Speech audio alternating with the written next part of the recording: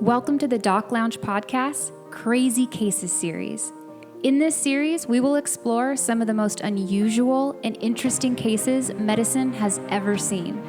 We will speak with providers of all specialties from all over the nation. We will hear first-hand accounts from symptoms to treatments to cures. So sit back, relax, and let's explore some crazy cases. Hello, how's it going, Doc Lounge podcast listeners? Thank you guys for tuning in to today's episode of Crazy Cases. This is Summer Gilbert, and my co-host today is Pacific Company's EVP of Training, Kahl. Chris, thanks for joining me once again on today's episode of Crazy Cases. Thank you for having me, Summer. Of course, Chris. You're one of my fave co-hosts. Today on Crazy Cases, Chris and I got to talk to Dr. Joan Neely. He's based out of Los Angeles, California, and is double board certified in internal medicine and emergency medicine. Dr. Neely shares with us a story of a lady post-delivery having extreme preeclampsia, which turned into a rare syndrome. So I was blown away by the results of this, and it's incredibly interesting and definitely worth a listen. So I don't want to give too much away, so stay tuned after this quick message for our Crazy Cases episode with Dr. Joan Neely. And just a quick reminder, every episode of Crazy Cases is HIPAA compliant. All names have been changed and all personal patient information will remain private. So that being said, let's get started. Well, Dr. Neely, thank you for joining us today on the Doc Lounge podcast. The pleasure is entirely mine. Thank you. Well, for your crazy case, take us to the beginning. What were the symptoms and how was the patient presented to you? Well, this is an unusual case that, as I think about it, probably stands out as my shining moment in all of medicine. From the day I started until today, it's probably my greatest moment, not because of what I did, but because of the importance of the case. This happened at the end of my residency in 2014. I was actually an internal medicine resident. I was a third year at LSU Hospital in Shreveport, Louisiana, and I was working night float, which means that I came in about 9 o'clock at night, and I was there till about the same time the next day. And as the internal medicine resident you take consults from all over the hospital. The vast majority of these consults are from the ER. I was actually in the ER talking to a friend of mine, just shooting the breeze, and my pager goes off, and it's one of the senior OBGYN residents. And over the years, I've learned that I have certain chemistry with some kind of medical professions, and other ones it's completely lacking. I've never really gotten along with a lot of the OB residents. For some reason, it's sort of been a two-way street in that regard. But so this girl calls me, and she takes a little attitude with me, which I didn't initially appreciate. Mm-hmm. But she says, we have a girl on the floor, and she's gone blind. I said, what? She said, yeah, she can't see. I said, well, did she come in to the hospital blind? And she said, no. I said, okay, you have my attention. I'll be right there. Yeah. So I go up to the third floor, and she directs me to the maternity ward where this girl, about 27 years old, had just given birth about 24 hours ago. And I walked in to see her. She was a nice young lady. And I said, hi there. And I stood in front of her, and I said, can you see me? And she said, no. I said, okay. So I put up 3 fingers. I said, how many fingers can you see? And she said, I can't see anything. All right. I said, what color shirt am I wearing? She had no idea. The only thing she could tell me was whether or not the light was on or off. And I said, do you mean to tell me that normally you can read books and watch movies and play sports and you were completely normal? And she said, yes. And I said, so just to be clear, you have gone almost completely blind in 24 hours. And she said, yes. And I thought to myself, well, unbelievable. I've never seen this. I've never heard of it. This sounds just something crazy, because other than the fact that she couldn't see, she was completely normal, making sense, had no pain, maybe a slight headache. Wow. And so I did what all residents do when they don't know something. They call everybody. Um, I called all my friends. I called the ER resident. I called the neurology resident. I called the ophthalmology resident. I was the internal medicine guy. And I said to everybody, I said, what's going on here? And nobody had any idea. The ophthalmologist did a full ocular exam. That was fine. My exam was fine. And so once these people gave their assessment and kind of determined they didn't know what was going on, they went back to their respective specialties, and it left me sitting there holding the ball. And so while we're doing this, which of course takes time, we moved her from the floor to the what's called the step-down unit, which is a little bit more somewhere between a regular floor and an ICU. And during this transfer, she just got sicker and sicker. She started to sort of become agitated at first. She started to complain of a slightly worse headache. She also just became a bit more confused. So other than the fact that she couldn't blind, she had no other symptoms. I didn't really have a chance to review her chart or her lab work because she was really going downhill very quickly. And so once we get her to the step-down unit, sure enough, she had a seizure, turned as purple as a grape, and died right there on the gurney. She lost her pulse. And you have to understand that I think every doctor should know themselves well enough to know where and when they do their best work.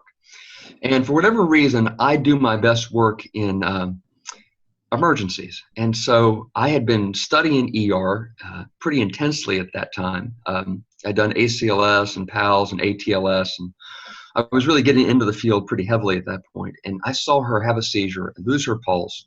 And I jumped on that gurney so fast, and she was probably about 115 pounds soaking wet. I dropped everything I had on her chest, probably broke every rib, and started doing CPR as aggressively as I've ever done it. And to this day, I'll never understand why I did this. I actually said, "You will not die tonight." I don't know why I would say that, but I did. And after about one cycle of CPR, which is around 2 minutes, she woke up and started screaming at the top of her lungs. Very strange way to gain what's called return of spontaneous circulation. And once she woke up, the color came back to her face, and she sort of woke up. And we transferred her to the ICU, where she got life-saving medicine, things like mannitol that helped to lower intracranial pressure. We did some CT scans and some MRI scans. And it finally came out in the wash because I was there all night, so I followed up with her. She had a very rare case, something called PRESS syndrome, which stands for posterior reversible encephalopathic syndrome. And all she needed was a little bit of medicine to help lower the intracranial pressure. But PRESS syndrome is very interesting. I'd never heard of it before that night. Not being in the OBGYN world, I don't really deal too often with preeclampsia, but to give you the sort of the full picture here, preeclampsia is a mysterious syndrome that women after 20 weeks pregnancy can develop, and it can go all the way up to 6 weeks postpartum. It's characterized by things like elevated blood pressure greater than 140/90, protein in the urine, swelling in the feet, headaches, and occasionally vision changes. But on the preeclampsia, like so many things in medicine, is actually a spectrum, with the left side being not that severe and on the right side being extremely severe. PRESS syndrome is a very unusual manifestation of late preeclampsia, where for whatever reason, the back of the brain, the occipital lobe, selectively swells. And so her eyes were fine. Her optic tracts going back to the visual processing center of the brain were fine. But the CPU, the visual processing center of the brain, was swollen. So it's called cortical blindness. The eyes were fine, but the processor was messed up. And all she needed was to help bring her blood pressure down and reverse that elevated swelling, the elevated intracranial pressure. And the next morning, I walked into the ICU, and I came into her room, and I saw her sitting up, and she looked great. She was fully awake, alert, appeared to be cheerful, and had no idea how close she was to a bad outcome last night. And I walked in there, and I sat down, and I said, "Hi there. Do you remember me?" And she looked at me, and she said, "I have no idea who you are." And I said, "You know what? It's probably better that way." And I got up and walked out, and that's the last I ever saw her. Wow. I think that was probably my crowning achievement in medicine, because so much of what we do is at the extremes of life. People who haven't yet reached their peak, or people who are up in years, sort of approaching the winter of life. But this is a young lady that had her whole life ahead of her and a brand new baby. And I'm proud to say that if we hadn't done CPR that night on her, she would have died. Yeah. And that was one of the craziest things I've ever seen. And what really blows my mind about it was how quickly it happened. The whole thing probably happened in about 15 minutes. And I've seen preeclampsia cases since that time, but nothing as severe. And I'm telling you, boy, if I didn't take it seriously before, I sure do now. Yeah, I bet. For those physicians listening, what would be some red flags for them to look out for? Well, it's we'll get into more of this hopefully a little bit deeper in the podcast, but I'm a big believer in pattern recognition. All of medicine, from pathology to pediatrics, can boil down to pattern recognition. The problem is there are about 10,000 of them. Mm-hmm. But the pattern here is anybody who is 20 weeks pregnant, going all the way out to 6 weeks postpartum, that has headache, vision changes, and elevated blood pressure over 140/90. And if you have a urinalysis protein in the urine, a person who fits that profile that's having vision changes, that is a medical emergency by all measure. You have to get the blood pressure down, and you have to treat them with probably magnesium to help stave off a bad outcome. I was doing some reading the other night talking about the incidence of Press syndrome. It's very low. It's somewhere less than 3% of all preeclampsia patients. But if you play this game long enough, you'll probably see it. Wow. When you reflect back at this case, is there anything that you wish that you would have done differently or approached differently? What are your thoughts on that? Oh, absolutely. Absolutely. The challenge of I play guitar, and the challenge of music is it has to be great before it's any good. You can't play music decently and have it sound great. Medicine's the same way. You have to be a master before you're any good at it. Mm-hmm. And looking at the case, for a long time, I looked at it as just an isolated case of cortical swelling and blindness. But in fact, what I should have done from the moment I entered the room is understood that this was a variant of preeclampsia. The reason I mentioned that you have to be an expert before you're any good is, as you go through internal medicine, you have to study all the different disciplines. You have to study a little OB, you have to study a little neurology, you have to study a lot of cardiology. And it just takes time to figure out that all of these different specialties are not, in fact, completely isolated. They're all interconnected in a certain way. And the master of medicine is able to jump seamlessly between organ systems and subspecialties to understand how pathology feeds into other pathology. Mm-hmm. And so what I should have done, looking back on it, is as I was walking up the stairs, said, I'm going to an OB floor. I have a girl who's postpartum. She probably has a variant or a manifestation of preeclampsia. Let me start thinking about all the variants of preeclampsia I'm aware of. And that way I would have gone in there with a game plan. Mm-hmm. But you know what? It turned out okay, so I'm not too upset. Yeah, and being able to look back and really absorb what you could have done differently. I mean, it doesn't matter if it was a good outcome or bad outcome, always reflecting, I think is super important. Gosh, what an interesting case. So you mentioned that Press syndrome was extremely rare, about 5%, 3%, is that right? I think it's even lower than that. I think it's somewhere between, the number that pops into my mind is something between 0.7 and 3%. Wow. For whatever reason, actually, we know the reason. In the first world, Western Europe, the United States, other first world countries, Canada, we have the great privilege of having wonderful perinatal care. And so doctors are often able to see preeclampsia before it gets bad. They're able to give medicine for high blood pressure and help to stave off these later complications. The higher incidence is in developing countries where they don't have that outstanding perinatal care. The statistic I was reading the other night came out of India and Nepal. So unfortunately, this is much worse in less developed countries. Yeah, understandable. Wow. Well, thank you so much for sharing that. Crazy. I hope that one of our listeners out there, whenever they get the call from somebody saying, we have a patient who's gone blind, may the first thing you think about be eclampsia. Yeah. And the one thing that people need to know about eclampsia is the only treatment really for it is magnesium. It's blood pressure control and magnesium. You wouldn't think that. Like, what the heck does magnesium do to reverse eclampsia or preeclampsia? As far as I know, nobody knows. I don't know the mechanism of action, but eclampsia equals magnesium. It's a very simple recipe. Cool. Well, it's a simple recipe that these physician listeners will now know.